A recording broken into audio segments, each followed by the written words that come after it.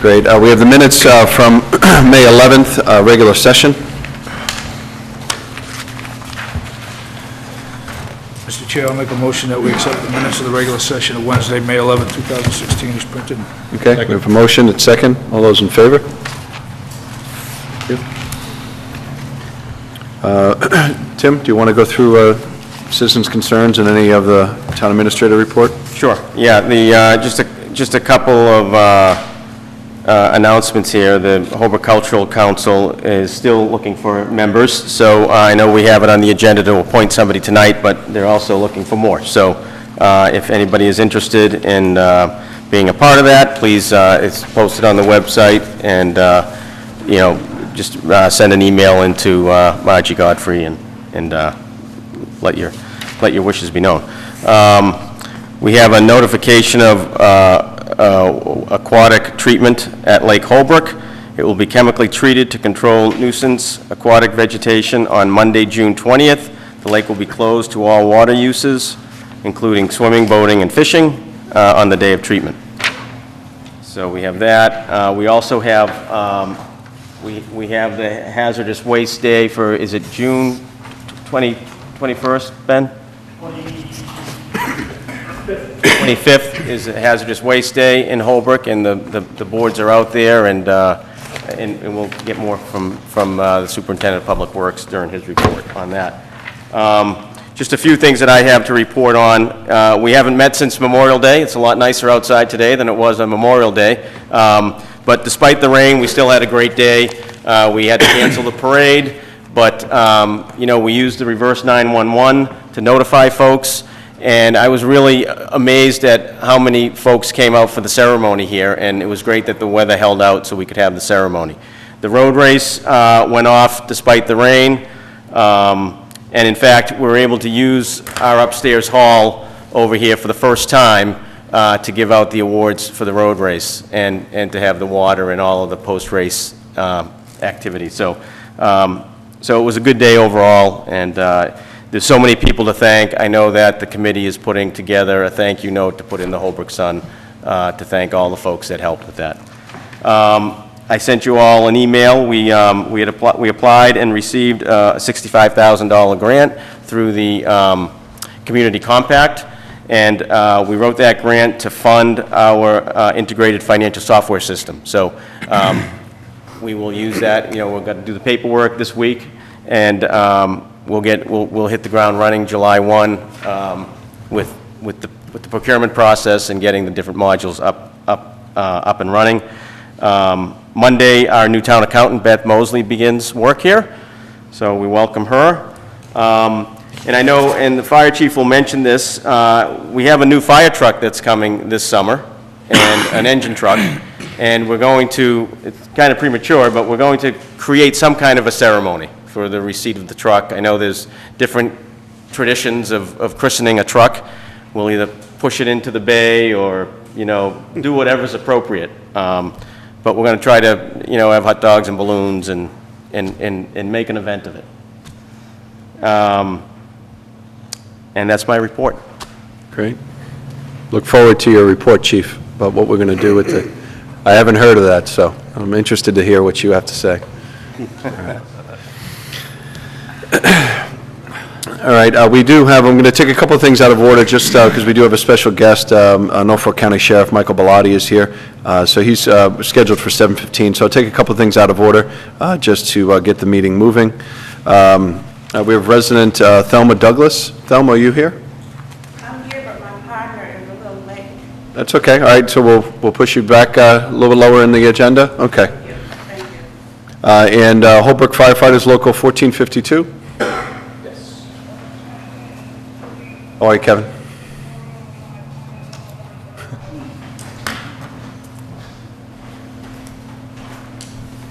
Hi. Excellent. So, my name is Kevin O'Hara, for those of you that don't know me. Holbrook Fire Local 1452. And we're going to put on a car show to help raise money for MDA. We actually had it last year, so I'm here looking to get a permit.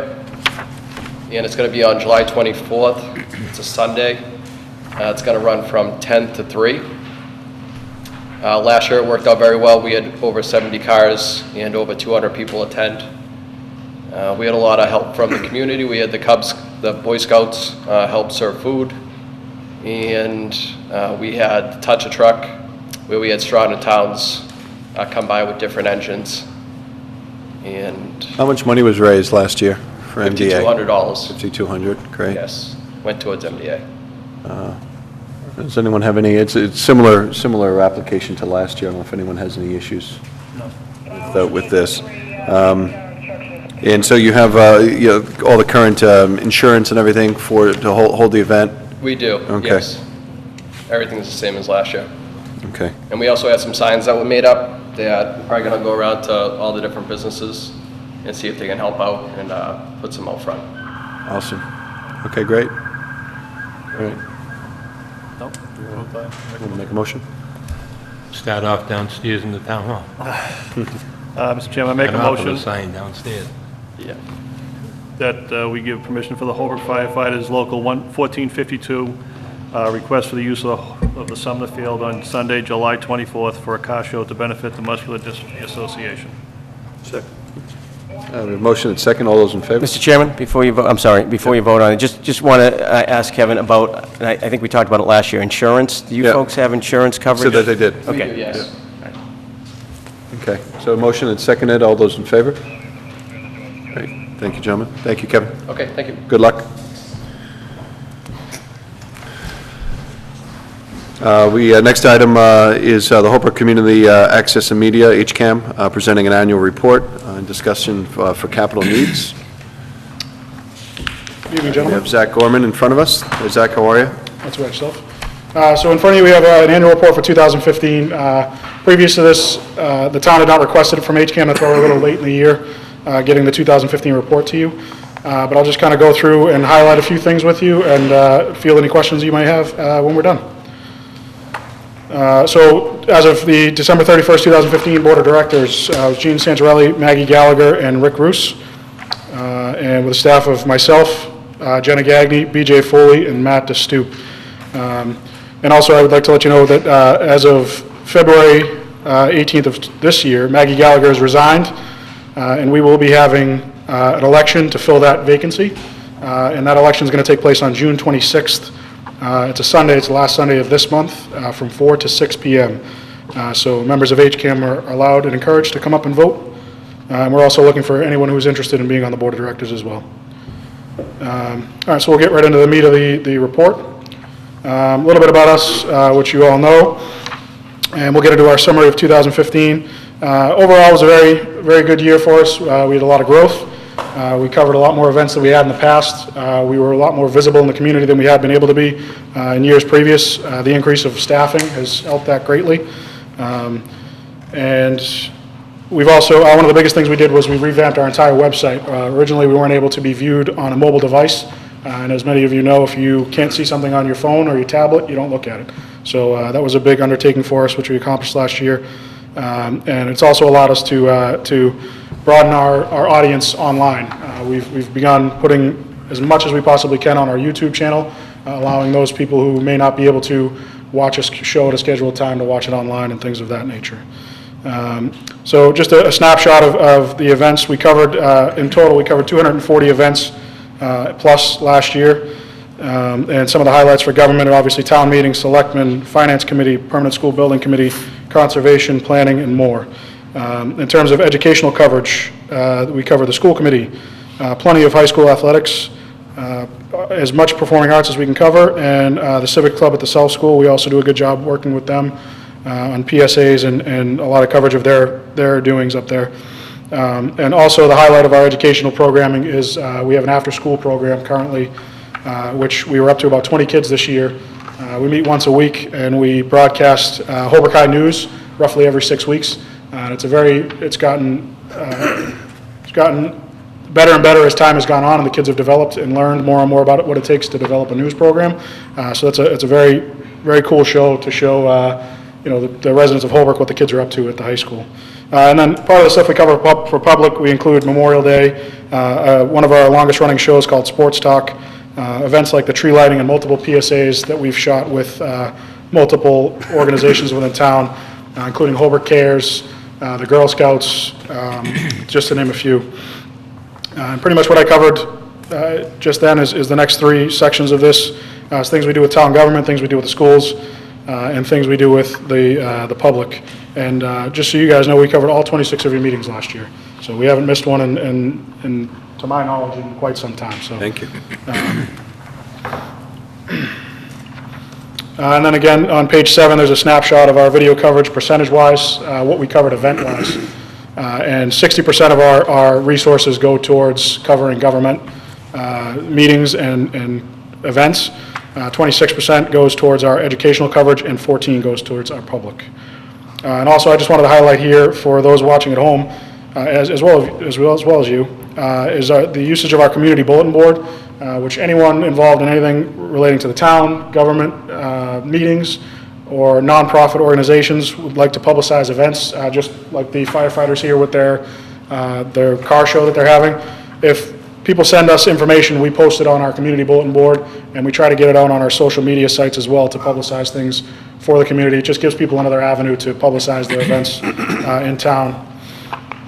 And then the last section we have here is some financial information, and I'll just go over the key numbers here.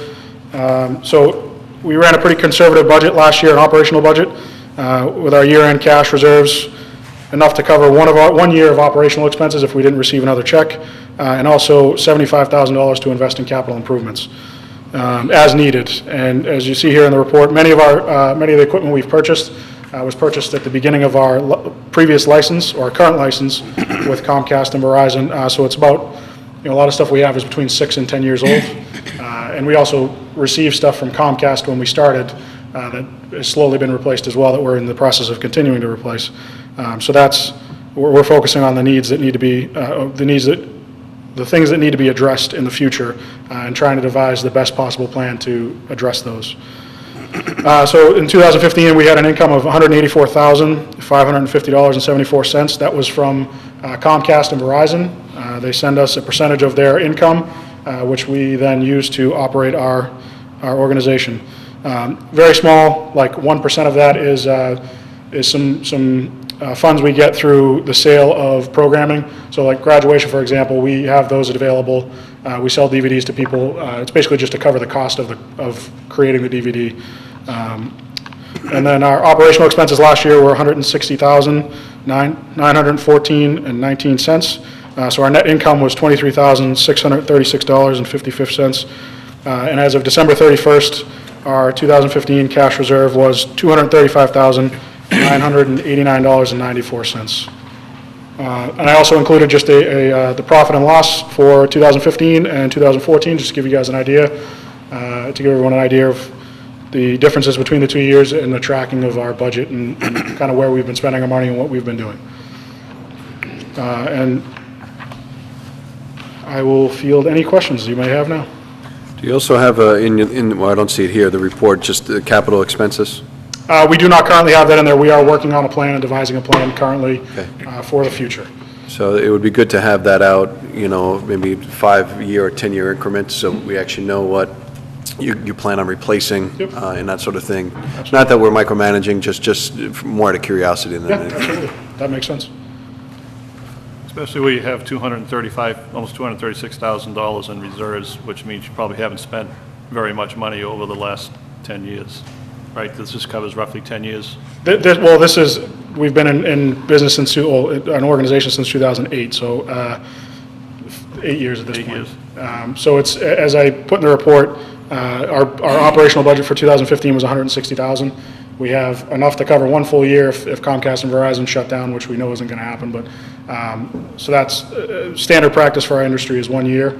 And then the $75,000, which is for our capital improvements, that's, I believe, as Chairman Moore was addressing, that we should devise a plan to show what we're looking to do with that money. We have, as I said, we have a lot of equipment that is getting older, so we're trying to devise the best plan as to how to go about the purchase of new equipment and phasing out some of the old stuff, and trying not to get caught in a situation where technology changes next year when we should have waited 6 months. Yeah. So. Mr. Chairman? Yes, sir. And Zach, I was wondering the procedure for nominating or electing members of the board of directors, and how long is their term? I'm not 100% sure on the term. I believe it's, so it's a 3-year term. 3 years, are they rotating, like, someone has resigned, and so you'd be filling that, and whoever's term is up, like, if they're every 3 years? and one So of not them- everyone leaves at the Right, same yeah, time? I would defer that to Gene Santorelli. That's all, everything's, Staggered? yes. Okay. And is it just So there a, would be 2 to be elected this year, is that it? One position's open. And one's open and one would be over, so there'd be 2? No, there's nothing over right now. Next year we have one up. So the So person Maggie that resigned was this going to year is up. resign. She was up. She's just not. Okay. Yeah, and for the most part, until Zach came on, we ran 5 years, 4.5 years on just volunteers. No one was being paid, and that's how we got so much money. Because our goal was to not be here forever.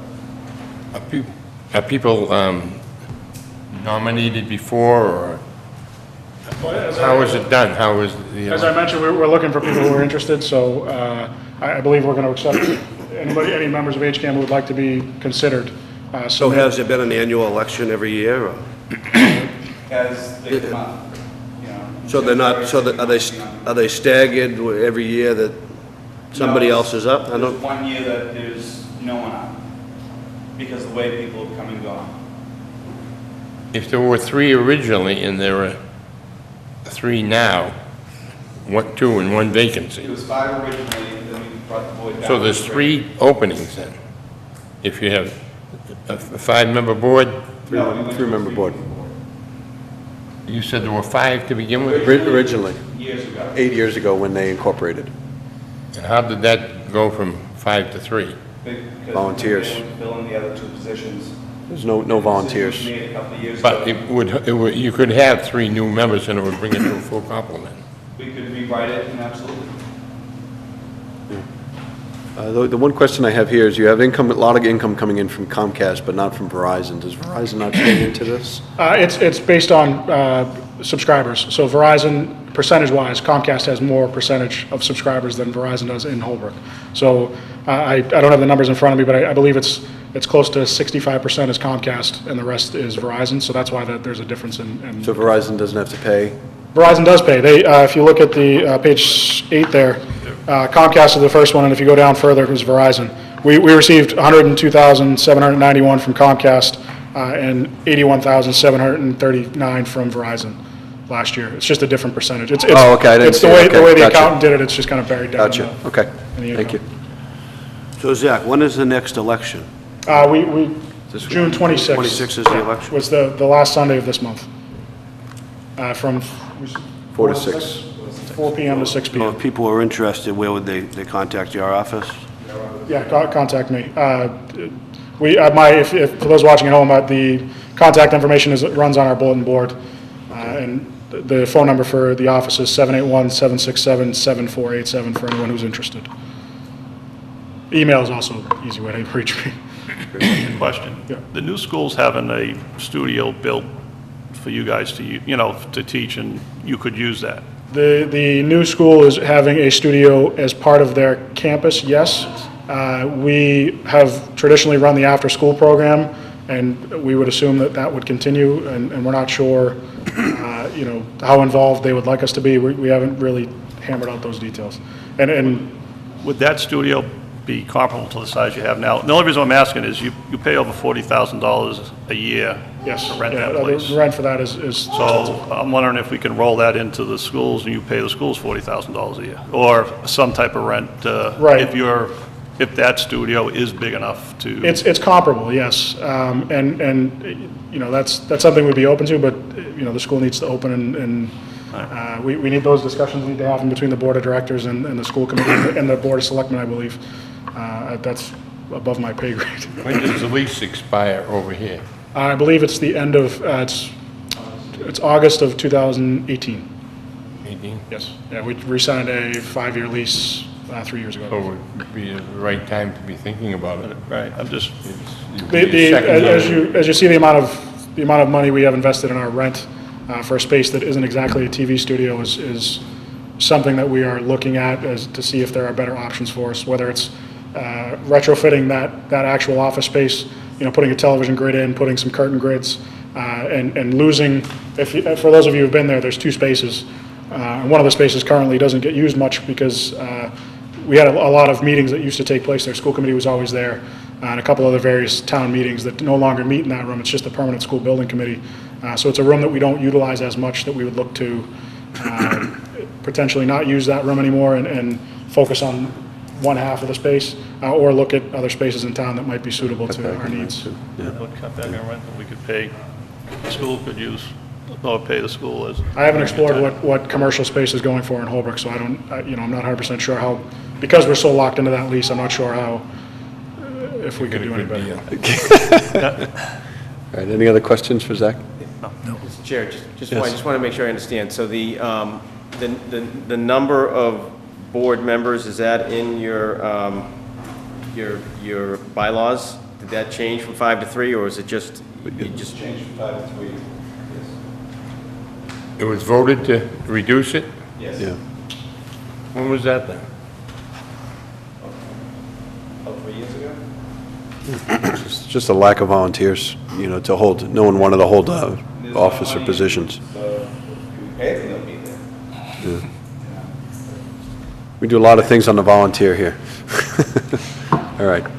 Any other Thank you very questions? much, Zach. All right, thank you, John. Appreciate it. Thank you, Gene. Great. Sheriff Bellotti?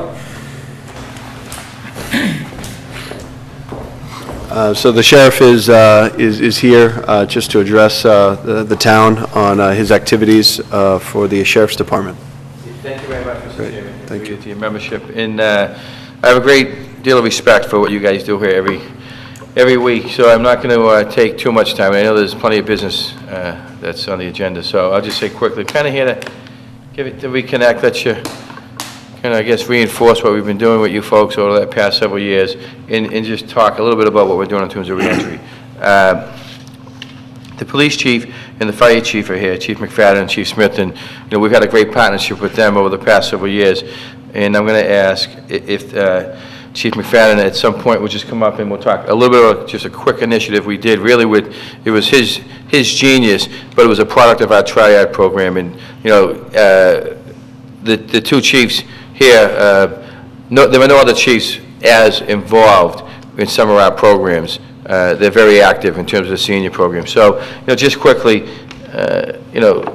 Kevin Sheen, who has held many leadership positions in many different ways, quietly and publicly, up and down the org chart, security and otherwise in the sheriff's office, is a newly minted K-9 officer, and I just want to thank him for all he does for this office, and to have him now on the board and as an active member in this community just reinforces our role. So thank you, Sarge. And one thing we do with the police chief is we have the safe keeps that when you have detainees, the folks that get arrested during the shift in Holbrook, and then we house as many as possible, I think particularly weekends, for the chief, which helps alleviate some of the pressure or the budgetary constraints that you folks have and keeps officers on the street.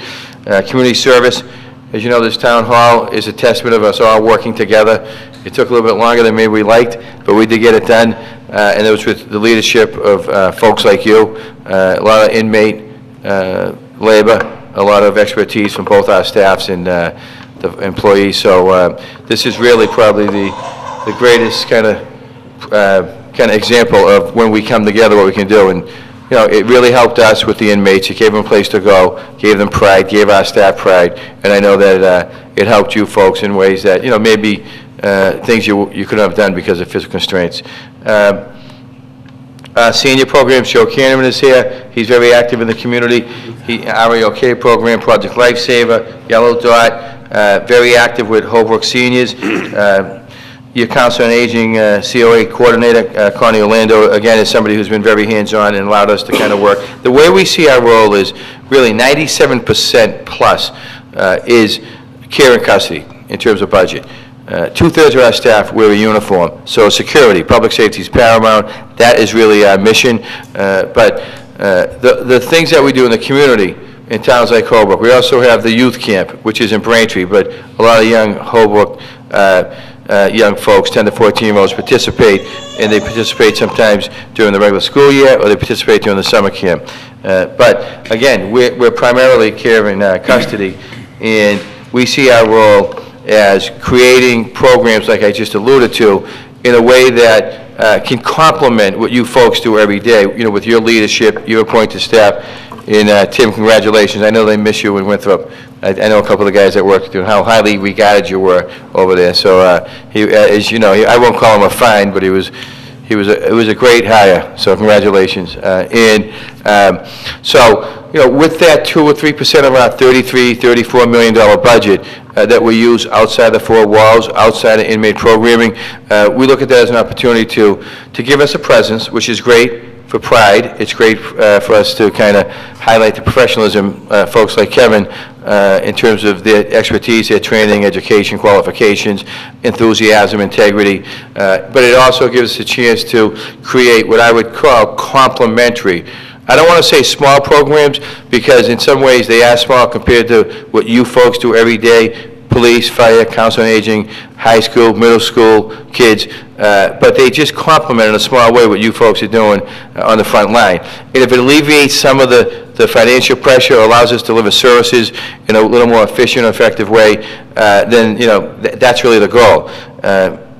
So I'm going to get quickly into the role of sheriff, and I'll try to make this 2 minutes. There's 14 sheriffs. We're all elected.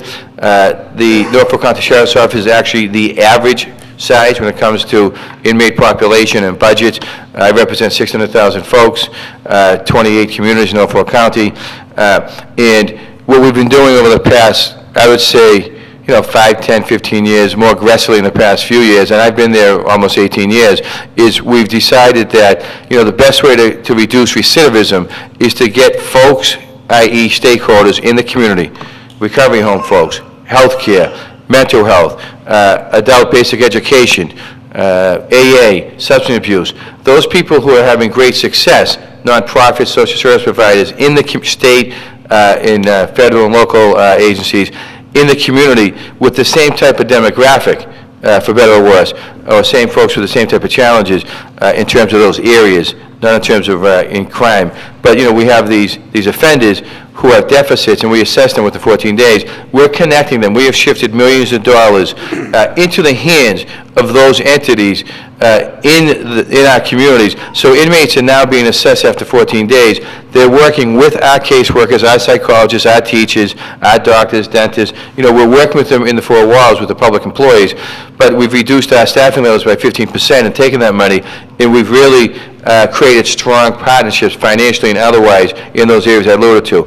Northeastern University is in our jail right now after 6 years. They're studying recidivism, as Kevin knows, and they basically told us, 2 out of 3 of your offenders go through some type of reentry program, defined by those areas that I alluded to. What we're learning after several years of statistical analysis is 1 out of 3 offenders in Norfolk County will be re-incarcerated within 3 years. That is half the national average. It's not a great number. It's nothing to be proud of, generally speaking, but we're going in the right direction. I mean, we're about 33%, 34%. The national average is 66, 67%. When you think national average, we're not just talking about the Springfields, the Bostons, the Worcesters. We're talking the national average. We are half. And I think it's because of the partnerships that we've developed in places like Holbrook, in Quincy, in Brookline, in Bellingham over the past several years. So that's the good news. The bad news is this opioid crisis is something that's affected all of us. In some way in that statistic, unfortunately, and statistics don't always tell the complete story, so I don't sit here and say that, that is a complete, I guess, truism. But somewhere, unfortunately in that statistic of people not recidivating or coming back to jail, unfortunately, are young kids who are literally dying within weeks of release. More so, and this is more anecdotal with us, we don't have a statistical kind of analysis on this, more young offenders are coming out and finding stronger drugs and chasing the high a little bit faster, a little bit harder, and they're unfortunately meeting the demise. That unfortunately is a reality we're all trying to deal with, despite our best efforts in reentry. So I guess I'll say in closing, if I could just ask the fire chief to come up for 2 seconds. And you know, what we've developed with Joe Canavan and the Council on Aging coordinator, Connie Orlando, and really the group of seniors and the police chief, kind of, you know, how can we fill gaps? How can we make sure we're not overlapping? It's really a forum. You know, we're part of it. You know, we kind of brought this in. It's a national program, but it's really the police chief and fire chief and the Council on Aging that drives the bus. So, Chief, if, you know, the chief had an idea, and we worked with him on this, this is an idea that we're going to take around the county, but it really, its origin was here in Holbrook. Chief, do you want to just kind of explain it? Sure, Mr. Chair. Thank you. Just briefly, Holbrook's got a very active triad group with the Norfolk County Sheriff's Office, which you heard about earlier, and in conjunction with some of the other programs, which you also heard the sheriff mentioning, the Yellow Dot program, which is designed to help people who have medical histories and are on medications, put some of that information in their glove boxes, and alert first responders, a File Life program, and some of the others. These have been very beneficial to the firefighters and emergency medical technicians and paramedics for the past many years as we've done our jobs. I can't tell you how many homes we've gone into for medical emergencies, and the amount of time that's saved by just going to the refrigerator and grabbing the File of Life that's there, where you have all the information you're going to ask them, ask these people to give them the best quality care is right there. So at one of our monthly triad meetings with Chief Smith and I attend with Joe Canavan from Norfolk County, Norfolk County Sheriff's Office, we said it would be, what a great idea it would be to be able to have, you know, the information as far as how to get into these programs for those people that aren't in there. And the sheriff gives me more credit than I'm due. This was definitely a collaborative effort, and Joe Canavan really did the heavy lifting with putting this all together and just basically consolidating all that stuff, so that for those occasions where the firefighters are at a location that, you know, there isn't a File of Life, or, you know, one of these programs, the scenario indicates that one of these programs might be beneficial to our residents, who are also residents of the County of Norfolk. Wouldn't it be great to just be able to leave them some information if they were so inclined or thought that this might help them? So that was it, and we've put this together. We'll be placing these in service within the very near future on the trucks, and hopefully it'll do some real good with some of our residents that may, you know, have a need for these programs that the Sheriff's Office runs. So I want to thank the Sheriff for his assistance, Joe Canavan, and Chief Smith, of course, and you as well for all your support of all these programs we try to put together to better serve our residents. And Chief Smith, you have these in or you expect to have these in the patrol cars as well? The literature? That's exactly the long-term plan, I believe, is to work the bugs out and then use this as a model for hopefully Great. Anybody else that can. Yeah, right now, I think the focus has been with the fire. I know we're looking to do this same type of thing around the county, at least with 5 or 6 more. But to the extent that, you know, I guess, you know, there's probably more police vehicles out there, but to the extent that we could expand this, which is probably a good idea, Mr. Chairman, to the police, they might be able to do that. Yeah. Excellent. Great. Thank you. Thank you. Any questions for the sheriff? Yeah, I'd like to speak on behalf of the board, if I could, to be honored to have Sheriff Bellotti choose Holbrook as the first participant in this program. And I know there's another new program that Holbrook's going to be the first participant in, is with the Youth Leadership Academy Senior Days that's coming down the line. I know Holbrook's going to be the first to participate. Thank you. Yeah, that's what I meant to, thank you, Karen. About 15 to 20 Holbrook seniors are going to visit our Youth Leadership Program in Braintree July 12th. The Academy features a rope course for young people to develop good decision-making, leadership skills, and the seniors are invited to observe this process. And then they'll get a tour of our public safety complex, and then we'll provide lunch and transportation. Again, we're trying to create kind of a more of an intergenerational approach. We've done some other programs, which we can talk about later, in other communities, where seniors actually worked with high school seniors, as kind of a community service, one-on-one learning, social media, Apple, products, etc. So we got these two great kind of areas going. We would like to kind of co-join them and do some more intergenerational programming. Thanks, Kevin. Excellent. Great. I just think it's amazing what he's accomplished over the years, and there's always something new. He doesn't rest on his laurels, and we appreciate that. Thank you. And thank you for your help since day one. And I want to congratulate Dan Lee on his election to the board. A lot of Quincy friends were watching from afar. Great. Well, we, on behalf of the board and on behalf of the town of Holbrook, we're very thankful for the partnership that you and the Norfolk County Sheriff Office has done for us. Obviously, this room is a testimony to that, and programs like Kevin mentioned and that Chief has mentioned, just help strengthen that relationship. So we thank you again for being such a great partner, and I appreciate your time in updating us. Okay. So, thank you, Mr. Chairman, too. You're very welcome. Thank you. Thank you. Thank you.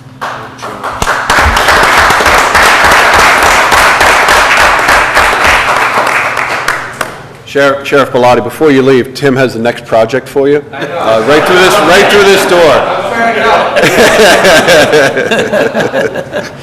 All right, thank you again. So, Ms. Douglas, you have everyone here? Yes. Fantastic. If you wouldn't mind letting us know what you'd like to do.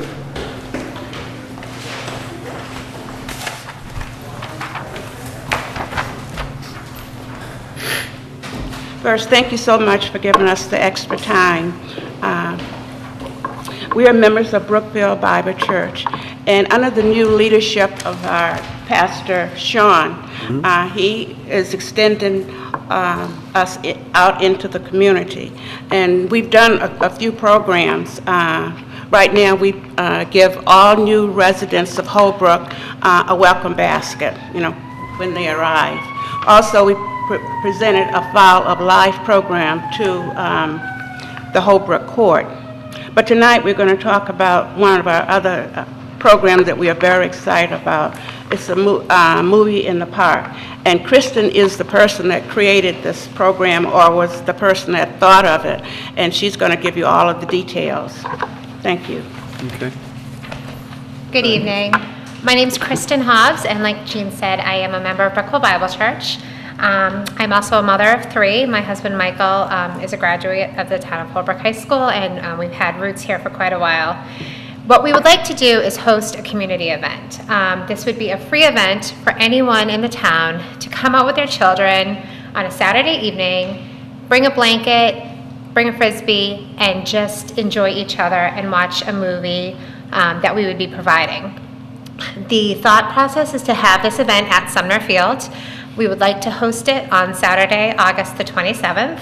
We'd like to begin the event around 6 p.m., whereupon we'd have some popcorn, slushies, jump houses, face painting, balloon animals, different things like that for the kids. And then when dusk happens, we would then show the movie. And the movie would be licensed by Swank. We were looking for Zootopia, which is a new release that a lot of the kids like. It's a G-rated movie, family-friendly, that kind of thing. Again, totally free event, just getting everybody out, mingling together, end of summer. School starts a couple weeks later, and that's it. There's no expectations. We're not going to try to bring anyone to the church. That's not the purpose at all. It's just simply a community event. We'd like everyone to be involved. It's basically that Brookville would be sponsoring it, and we would encourage everyone to come out. Bring your kids, bring your grandkids, and that's it. Okay. So. Great. Well, we actually had you might have missed the fire department had an application as well. So there is an application for use of public facilities. Okay. So that would be just something to fill out. I know you did a pretty good job with, outlining, the event. This would just be putting it on an official application for this. And we certainly thank, Pastor Sean has been a great addition to town. Really, I mean, his enthusiasm for Holbrook and not only the Brookville community, but the entire town is really contagious, and he wants to get his hands on everything, and we really appreciate all of that enthusiasm. I don't know if the board has any questions, or Margie, if you have any. Yeah, there's just one thing. I did contact various department heads, we have to go to everything out first, and the insurance agent. And he does recommend, like, firefighters do, that they have insurance. It would be a one-day general liability, but it may be cost prohibitive. Okay. All right. So they can get more information from you, or? Yeah, so the bouncy houses would actually, we have two different vendors that we'd be utilizing, and both of them require that we submit copies of our liability insurance with a $1 million coverage policy, which we've done. Okay, yes, because one of the vendors is the Greater Boston Baptist Association, and they're donating 2 of the jump houses to us, and it's a part of their requirement that we give them that liability policy in order for them to deliver the products to us. So we've done that. Busy Bee is the other vendor. We actually are paying for those. They don't require a copy of our liability policies, but something in terms of that, because I know safety is a major factor, is we would be having waivers. We have signs everywhere that, everything is at your own risk. Parents would have to sign off. Unfortunately, if it's a situation where the kid walks there by themselves and there's no parent, we wouldn't allow them access to some of those attractions, because without any kind of waiver, there's no way we're going to open up ourselves or the town for any kind of liability. But, we could obviously provide a copy of the policy to the town, and if anything additional is needed, we could definitely run that by our agent. Okay. Mr. Chairman, with so many people, would they need a police detail? So that would be a question that we were going to ask whomever we need to ask. I don't know if it's with the permit or if it's this board, where there would be no street involvement. I guess we'd put that to you. If you would like us to have one, we have no problem hiring the police to detail it, but if it's not required, we would just do in-house security. How many people do you expect? I know it's the first time you're doing this. A lot of other towns do this. Stoughton does quite a few of them a year. Canton does quite a few of them. Randolph does it. And the numbers really vary between 200 to 400. So, I would hope that our first time out would be on the 200 side. But, with the vacations and things like that, it's hard to gauge. With our first event at the church last year, with Trunk or Treat, we had about 100, 125 people. This might bring in a lot more just because it's not at the church, it'd be at a public venue, and I think sometimes people feel a little bit more comfortable with that. Sure. Chief Smith, do you have an opinion on what would be a comfortable amount of people that you might want a police detail, a police presence? Yeah, I think with 200 people, you probably have someone out there. Probably get a lot of kids coming to the woods, hanging out there, so I think we should probably out there. Okay. We can do that. Yeah, we'd have no problem with that. Okay. All right, great. So Margie, so the expectation would be to pick up an application for public use? Oh, it's in Public Works? Okay. So it's in the lower level of Town Hall. Okay. Simple form to fill out. I don't know if anyone has any other questions? Just a copy of we'll need a copy of the liability insurance for the town to cover, so the town will be covered besides. Sure. Yes. Yes. So that's who the permit's going to? Yes. Yeah, okay. So I'll entertain a motion to grant the Brookville Bible Church access to the parks and playgrounds for this event on August 28th. So it's moved. All those, seconded by Mr. Lee. All those in favor? Great. Great, thank you very much, ladies. Thank you, gentlemen. Okay, you're very welcome. Bye now.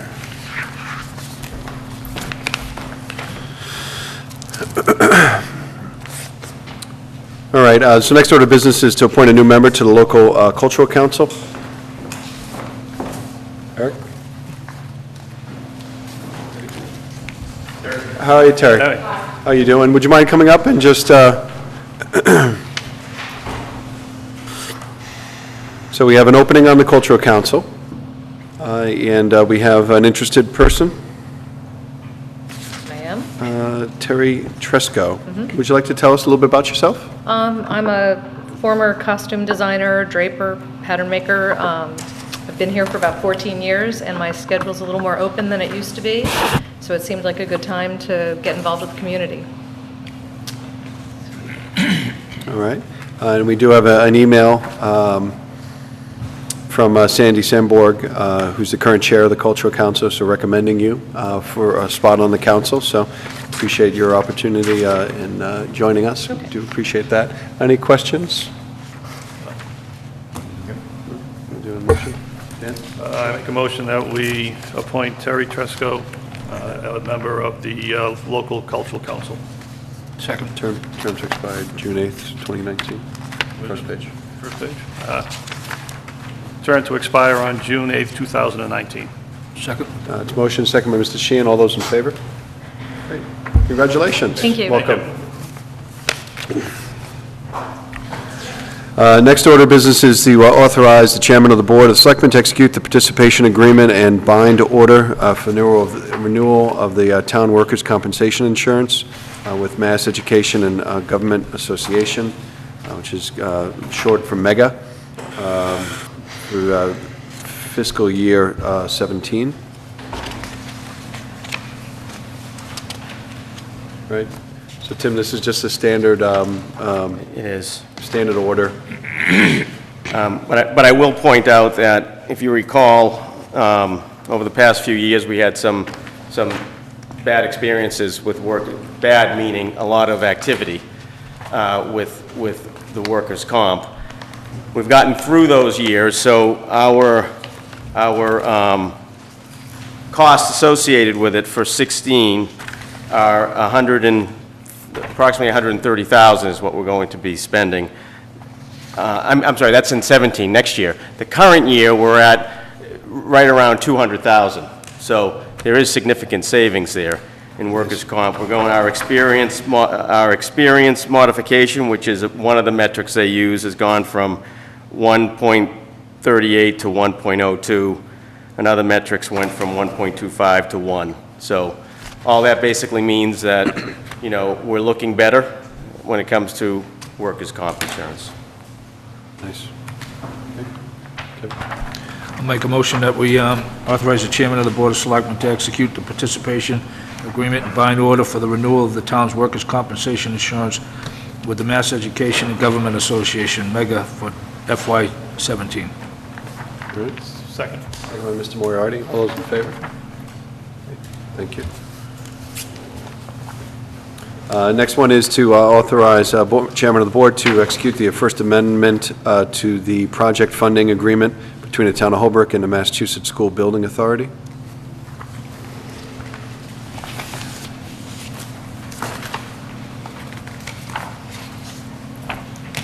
All right. So this is a multi-page document from the Mass School Building Authority, and it is necessary as part of building a project in the town. So, Mr. Chair, if I just point out, if you recall, this was taken up by the Permanent School Building Committee. The reason for this is really, to date, we're seeing some savings, both in construction savings through the GMP, where we're taking what was budgeted, almost $2 million from budget, and putting it into the owner's contingency. And then we're saving approximately, I think it's just under $400,000 in pre-construction savings that we're actually just taking off the bottom line. So, so if we keep on this path, it's going to, it's very favorable. It's good news. So you don't realize the savings until the project is 100% complete. So that's why it has to go into the, is to be moved, almost like an article at town meeting where we're moving money from one account to another. So, any other questions regarding this? No. Great. So I move that the Board of Selectmen authorize Chairman Matthew V. Moore to execute the First Amendment to the project funding agreement between the Town of Holbrook and the Massachusetts School Building Authority, and the attached revised total project budget for Holbrook Junior Senior High School, MSBA project 2008013330505. Second. Second. All those in favor? Thank you. And authorize the town administrator to serve as the town representative at the school committee for purposes of collective bargaining decisions in accordance with Mass General Law, Chapter 150E, Section 1. So this is something we hadn't done necessarily before. That's correct. So there's in this statute, it says that in the case of school employees, this is a collective bargaining statute for schools.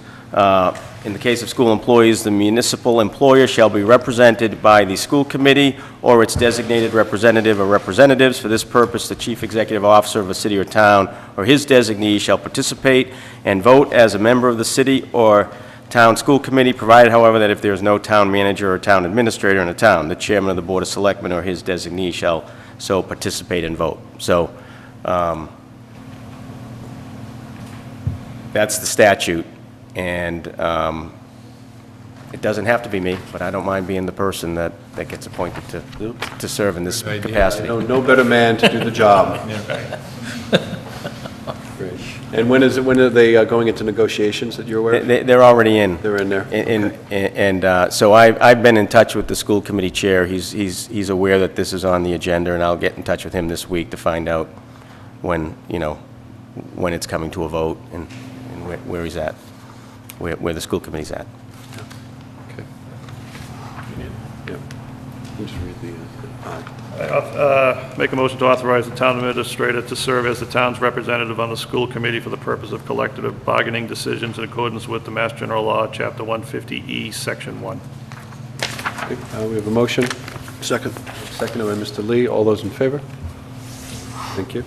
And we have a couple of appropriation transfer requests. We do, but you also have item J, the assistant wiring inspector position. So, I didn't see that. Yep.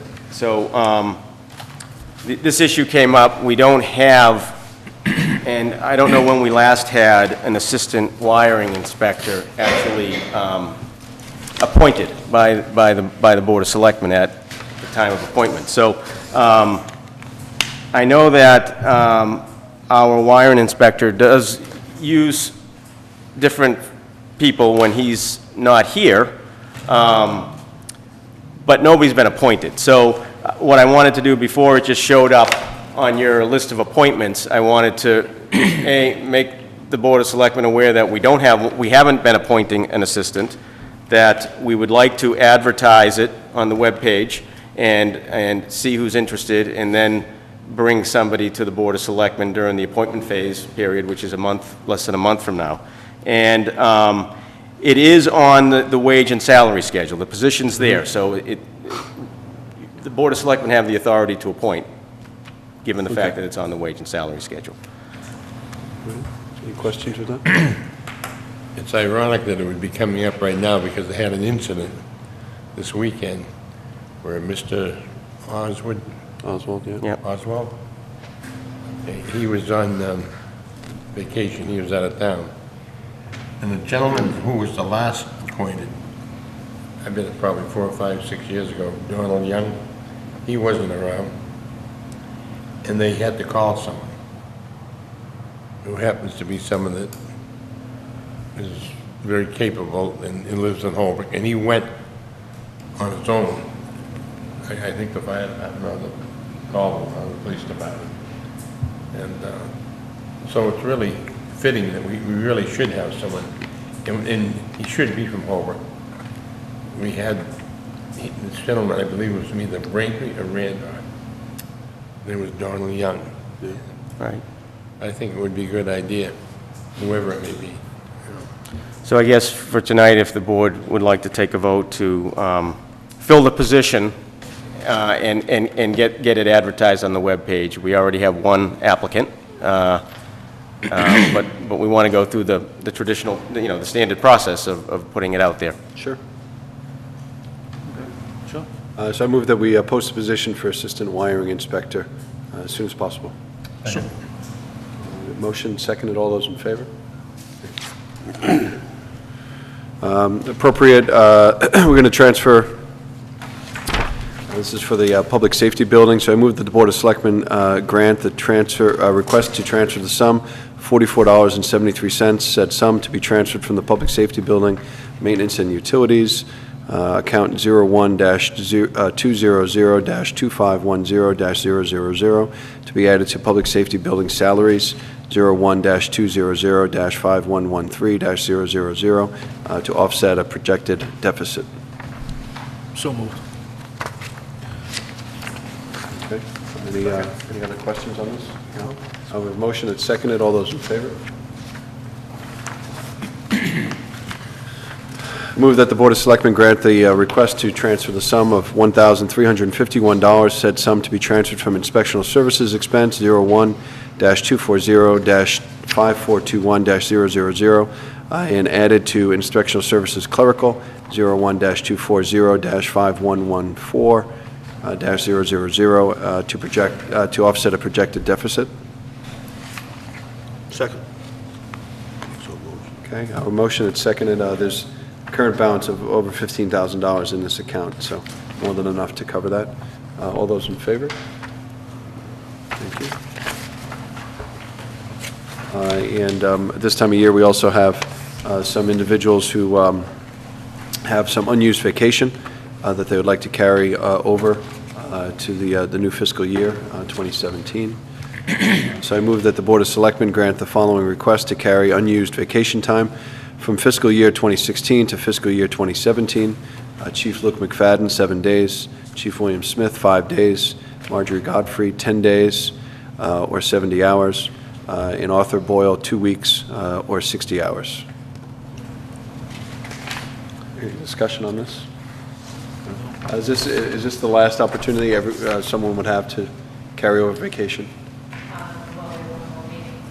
By the end of the year. Okay, and you've been advertising this fact, for. They know. Yeah. Okay. That's fine. As long as everyone has fair warning.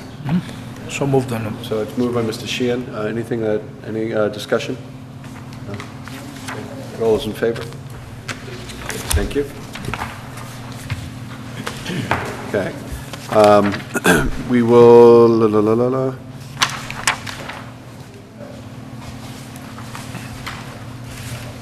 Great. Is Mr. Silverman here? How are you? Great. Please come up. Thank you.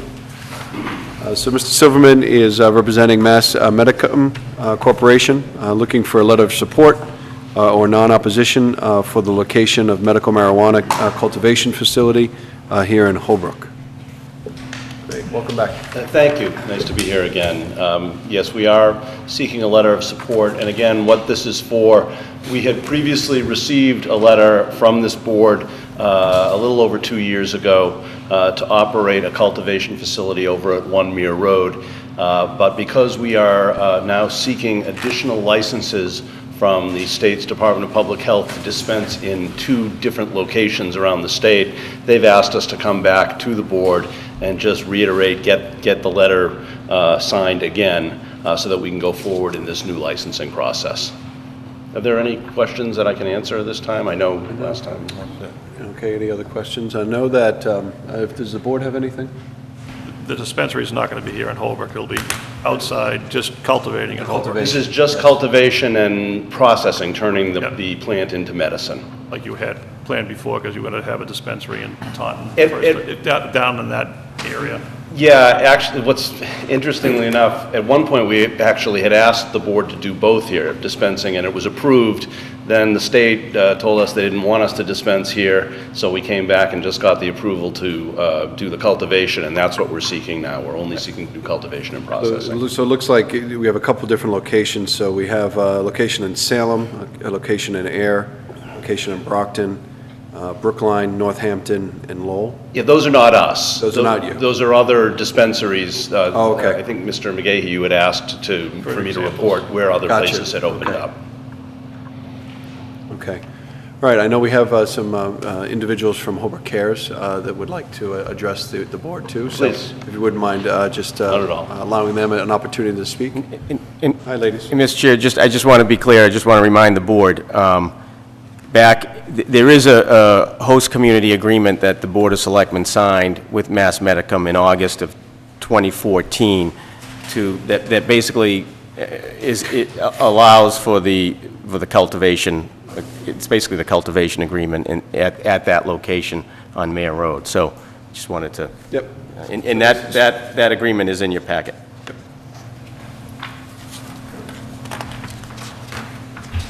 I don't know if anyone has.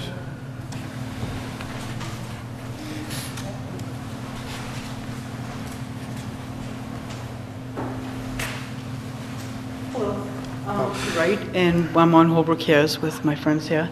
We have concerns about Mass Medicum. I understand that they're going to be a grow facility, and the horse is out of the barn for that one, so they are here as a grow facility. But Pamela and I, as well as Chief Smith, went to Michael Morrissey's training about a month ago, and we need to be very careful. I know the board understands all of this stuff, but I just want to make sure people understand, and you all understand why we're being very, very vigilant about this.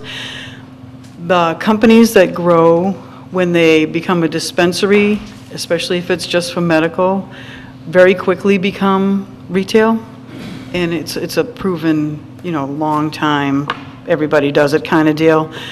We don't know about that so much in Holbrook because we don't have one, and we haven't had one. It's new. So we just want to make sure that you guys know that it's really important to cross every T and dot every I, because they have as a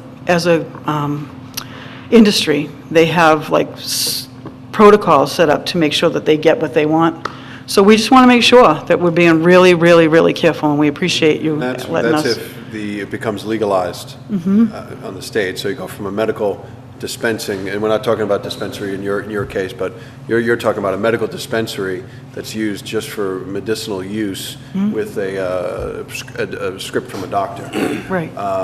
To a retail establishment if the state, in the blink of an eye, state law changes. Okay. Exactly.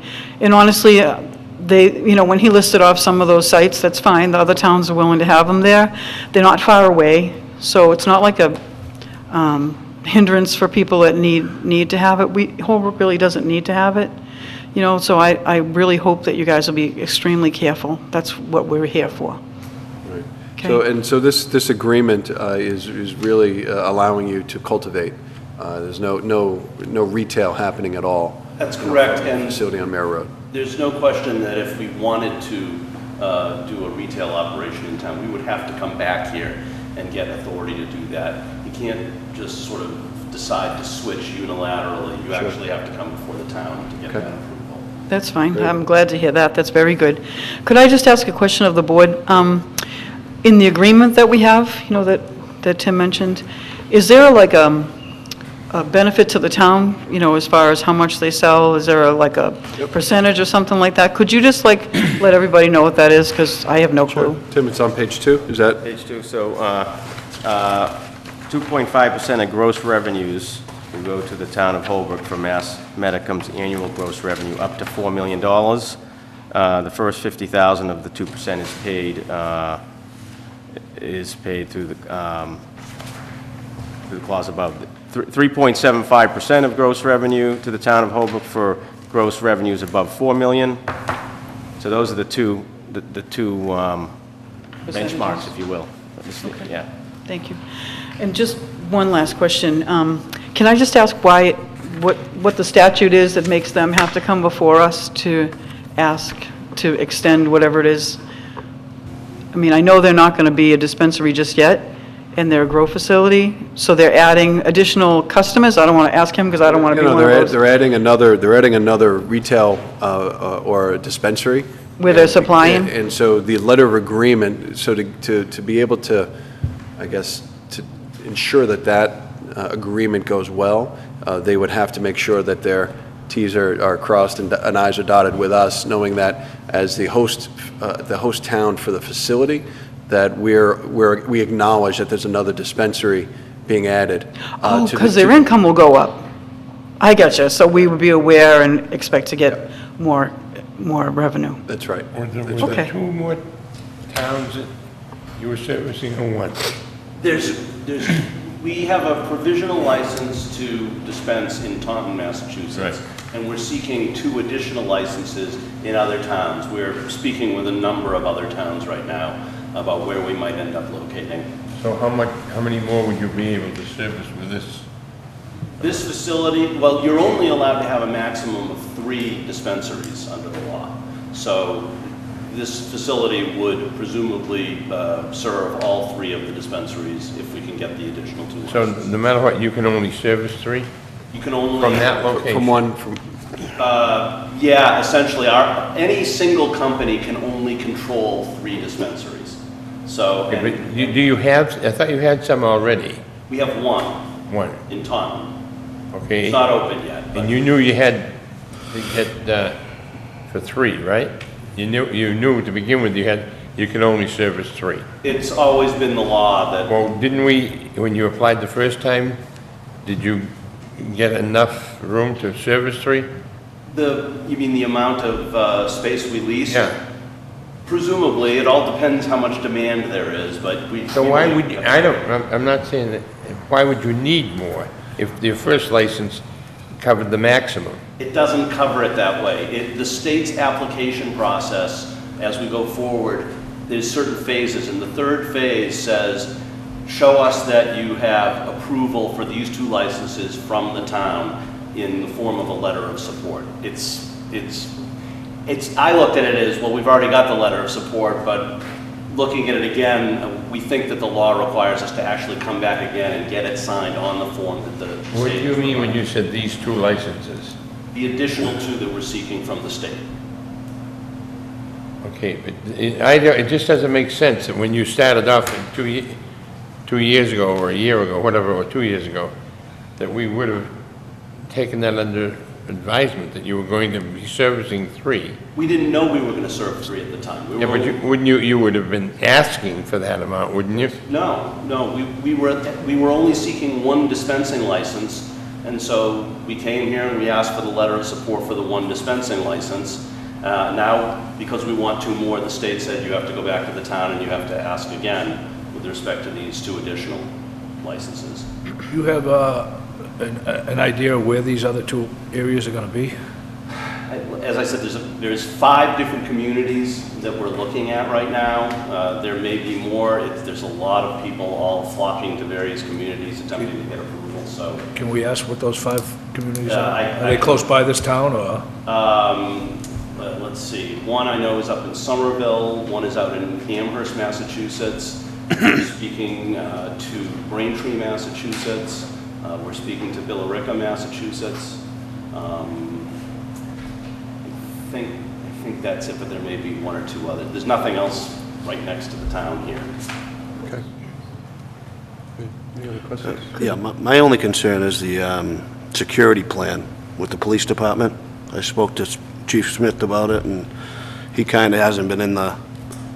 Yeah, we had originally met with the prior police chief, but before any construction starts, we will be seeking significant input from the chief, telling him our plan, asking him, what do you think, how can we change it? We intend to be totally cooperative here. We understand that that's... Should we be doing that now? Well, right now, we're trying to finalize our architectural plans and our security plans, which sort of go hand in hand. When we have something to show the chief, I'm happy to do it. I'm happy to sit down and talk to him now. I just don't have a lot to tell him right now in terms of what we're going to do. We have a security consultant. He actually works for the company. His name is Paul Oxford. He is the former director of investigations for the Department of Corrections. There's a lot of experience in keeping things inside where they're supposed to be, and he'll be meeting directly with the chief as well. I read the application that you have to fill out for your new license. Yes. And it said that they have the right to revoke your license on it, right? Certainly. Do we have a right to revoke your license, or do we have a right to not renew how long is the lease for, or how long is the license for? The Forever? license with the state, I don't I don't believe there's a termination of it. We can operate as long as we're operating in compliance with the law.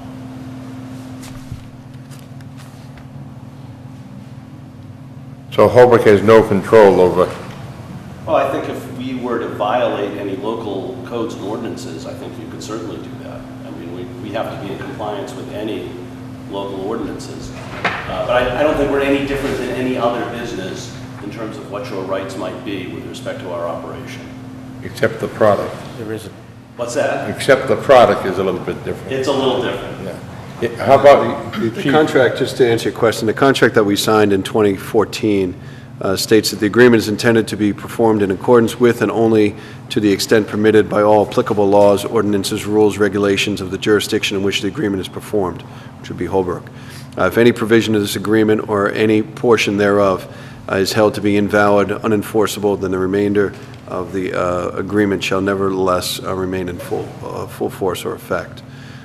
So we're looking at, if there's any violations of applicable laws, ordinances, or rules, we would have some opportunity there. like if the area was rezoned, they couldn't be there? Yep. And a change in law enforcement, so either party shall be allowed to give the other party 30 days written notice to terminate the agreement in the event that the law enforcement priorities of the local government, the community of the Massachusetts, or the federal government change and thereby render the business impractical or impossible. So. I was wondering what the chief felt. Do you think he should be talking to them before things moved ahead? Or are you? I've seen the plans for talking, and they've been out, the security plans, and they've been out since 2015 February, and I've seen nothing guiding us along. I'm happy to sit down and talk about that. As I said, we met with the prior chief, but we just haven't gotten far enough along with the additional plans that I can give you anything, but I'm happy to sit down before that. I think that's probably the idea at this point. Doing great. I just have two questions. Oh, no, my camera, go ahead. You want to speak? No.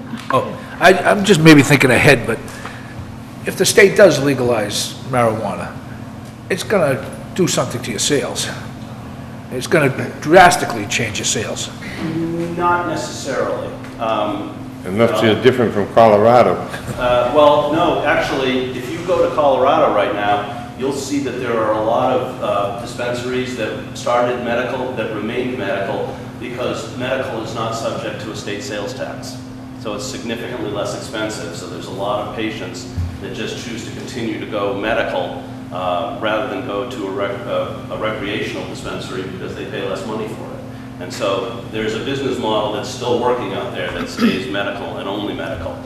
If the state were to pass recreational, first of all, I'm not sure we'd get into it. Our CEO is a doctor from Mass General Hospital and Harvard Medical School. He got into this to do medical marijuana. If competition was such that for some reason it became difficult to compete with that, he might change his mind and the company might change his mind, but if it does, it has to come back here to you. And you have the authority under the present initiative that is up on the ballot in 2016 to say, no, we don't want it here. So An individual town can do it. each individual town can do it. So nothing that you do here tonight means that there is any possibility that there's going to be an automatic allowance of a recreational dispensary in the town of Holbrook. Before you guys sign anything, I would ask that you would give it to the, town lawyer. They've already seen it. 2014, all we're doing is adding another dispensary. I know, but the presentation that we saw shows how very quickly it changes in the heartbeat. But I have two additional questions, if I could ask. One is, there's going to be a dispensary in Brockton and Quincy, as well as Braintree, if that works out. Do you have any idea who, or could you ask him, who would be supplying Brockton and Braintree? Okay. The way it works is that each dispensary it's called vertical integration. They have to grow their own, process it into medicine, and sell their own. There's no wholesaling of it, except I think there is under some emergency circumstances where patients that go to a particular dispensary need medicine that dispensary can't produce.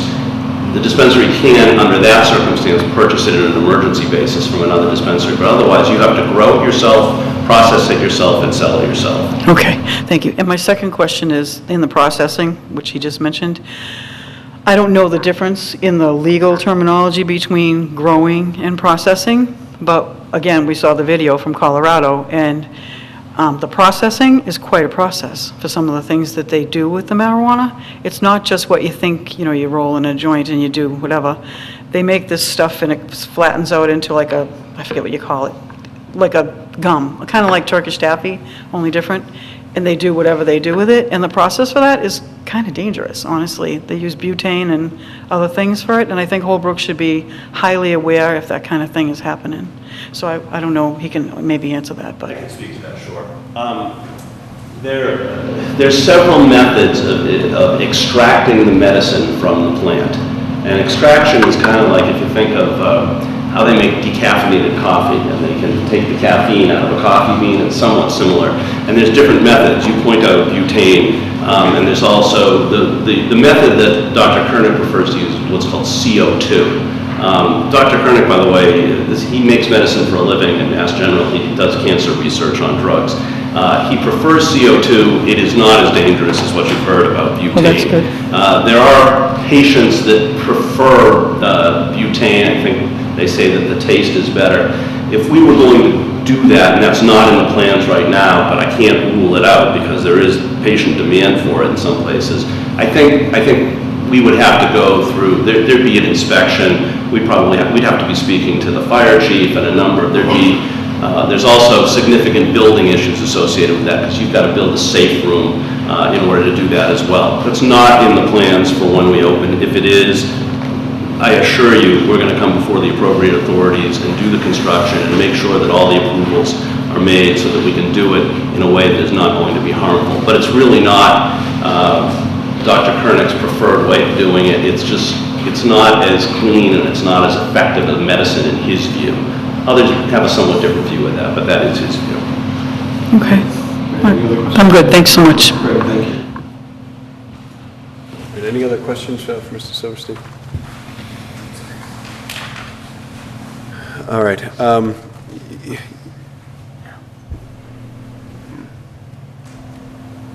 The agreement that we did enter into in 2014 was already reviewed by legal and was seen as appropriate, and I don't see the need to spend more legal fees on a document that's already been looked at, considering there's the only slight change of an added dispensary to something that's already settled. So I move that the Board of Selectmen vote to issue a letter of support, non-opposition to Mass Medicine Corporation to operate a registered marijuana cultivation center at 1 Mere Road, Holbrook, and that the chairman of the board be authorized to sign the said letter. So moved. So, if I may, it's a technicality. Is it possible to just amend that to say 2 letters of support, because it's technically 2 separate licenses, but it's the same exact letter. But I think they're going to want 2 separate ones for each license. Could I just ask a quick question? Could you just put an addendum on that that says this does not include Holbrook, just to make everybody happy? An addendum at the bottom that says this does not include Holbrook. he said that he has to come to us. This can't walk into a dispensary. So it can't, because he would have to come to get a letter of support for a dispensary, just like he's getting a letter of support for the 5 or 6 communities that he's trying to do business with at this point. So. Just on the record that I asked, please. If we could have 2 letters. 2 letters. For each license. Thank you. So I'll amend the motion to reflect 2 letters of support or non-opposition. Moved by Mr. Moriarty. All those in favor? I abstain. Okay. All right, thank you for the feedback. Appreciate it. All right, appreciate it. Thanks, Mr. Silverman.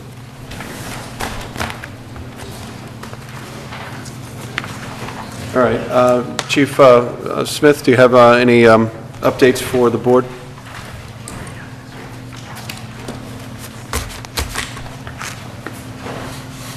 The new recruits passed their physical. They They're set for their DAT test the 16th and the 23rd.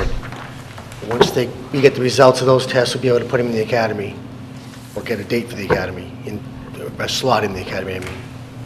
Also, Officer Savucci, who's retiring this year, is receiving an award tomorrow. It's from the MPTC First Responder Award. It's being given out by the governor. This is for an incident where he saved a young man's life who tried to kill himself in the cemetery. So I nominated him, they accepted him, so he's getting an award tomorrow. It's being held at Bentley University in Waltham. Nice. Excellent. Congratulations on that. And that's it. Anything else? No? Great. Thank you very much. Anything for the chief? Great. Thanks, Chief. Chief McFadden?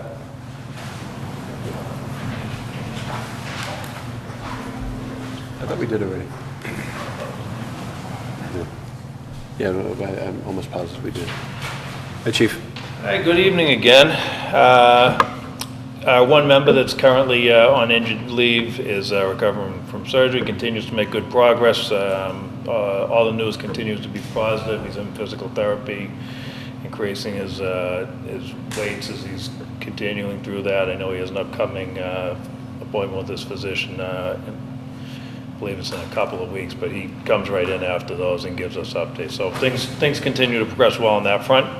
As you heard earlier in the evening, the town's newest pumper is in Massachusetts. It's down at Greenwood Fire Apparatus in North Attleboro.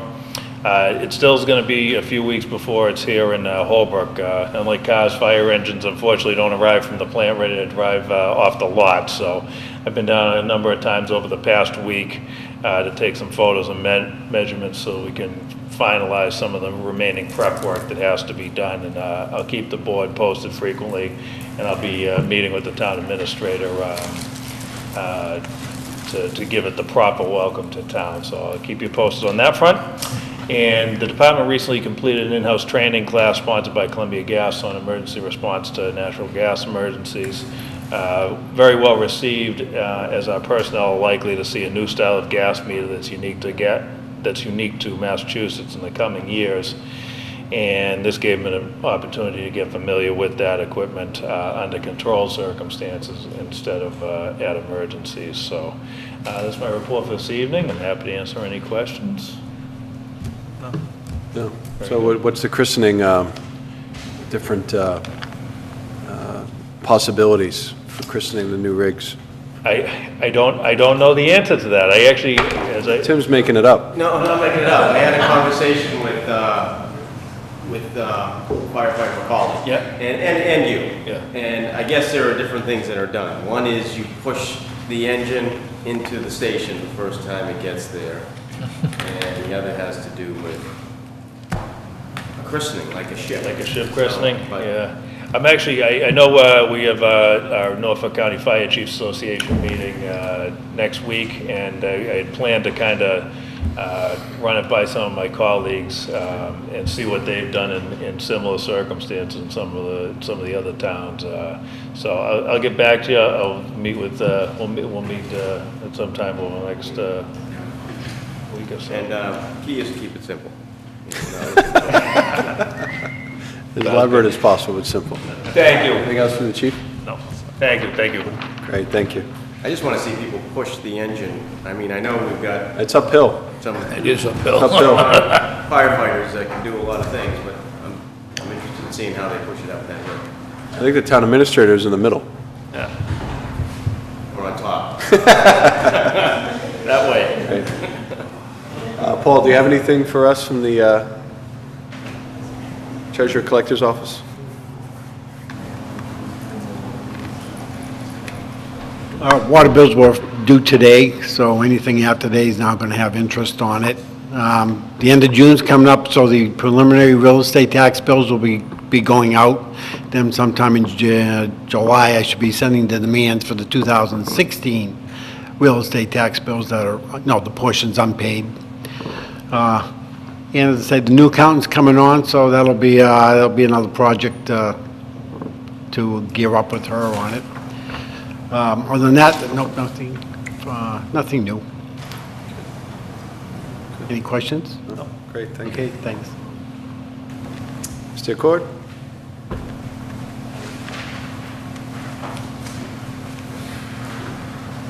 Good evening.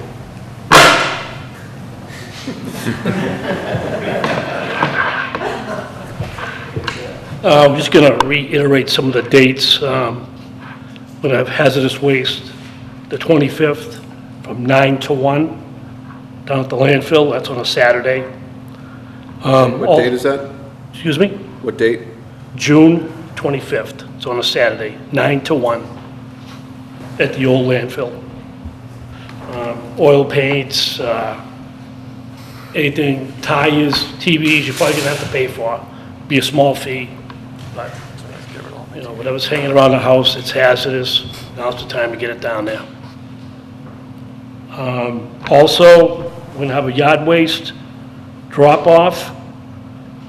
And these dates are gonna be the 11th, which is this Saturday, the 18th, and the 25th. And that's 9 to 1 on a Saturday. You know, just bring, if you miss the leaf pickup, bring them down. Also, I want to thank the Sheriff's Department. They were out last week doing some roadside cleaning for the town. They did a great job, hit all the main streets. It was a great help, big help to us. Also, we would like to, I've been talking with Tim and I talked with Rick a little bit and also with Danny, possibly to do some summer help this year. Maybe 4 or 5 kids, you know, 18 or older, you know, high school kids or college kids. It's a thought. Well, we've done it in the past. Yes. It's been pretty successful. It was very successful. Okay, and you have enough projects? Oh, yeah. To keep everyone busy? Yep. Okay. So, Any concerns about that? No, they'd be a good thing. That's a good idea. Would you be using the money from, yeah, I get a position that we're hasn't been holding filled off yet? on filling at the moment. Yeah. So it'll carry us through. And if we decide to fill it, we'll maybe go half a year and fill it that way. Okay. Sounds like a good idea. Yeah, no, I don't know if you need a formal vote, but I think everyone agrees it's a pretty good idea and a great past practice, so. Right. Good luck. And that's about it. Anything else? And is the gas company going back to dig up the patches up at Pine Street? Yes. Right. Yeah. I mean, unfortunately, they had a gas leak there. Right. And No, one of them is settling more than the others. what they're going to do is they're going to incorporate it into one patch, and you won't even know it's even dug up. Good. Okay? Thank you very much. Appreciate it. Great. We'll just end the meeting with citizens' comments. Is there any citizens' comments or concerns? Can I make one? Sure. I meant to mention it before tonight, but I think we should form a committee to see about what we're going to do with the schools. And there's a real good reason for it. Is the gentlemen that are talking about developing down here, one of the things they didn't think that they would have enough commercial space, but to have the senior citizens build a bottom floor in the front there for them. And that's one of the things we're talking. I think we really need to sit down, you know, where 5, 6 people, whatever it may be, different occupations, you know, different mix of people. Should we, I thought we'd start with the Economic Advisory Board as something, and then we could bring in people as we needed. Okay. Because we've got a lot of people on there, and we can put that on the agenda to That's a good idea. take a look at that. And yeah, because I have on my tracker that we really should be doing, once we do that, we should get a request for proposals out, just to see, you know, if what we think we should do with it, if there's a market for it. And really the way to do that is through the RFP process. You want to put there? Yeah. I mean, if we, you know, we had discussed a little bit potentially assisted living, but we don't really know if there's if the market's there, so. But I'll put it on the agenda for the next. We at one time were talking about putting organizations there. That's right. That's right. Yeah. Council on Aging, different things, historical. Yeah, no, you're right. Well, we need to start thinking Kids. strategically on what to do with those buildings. Children, you know, Yeah. teenagers. Great. That's a good idea. And then, you know, if they, once they start meeting about it, if they can just update us on a regular basis, that would be good information to have. Great. Anyone else for public comment? No? Great. Meeting is adjourned. Second by Mr. Morris.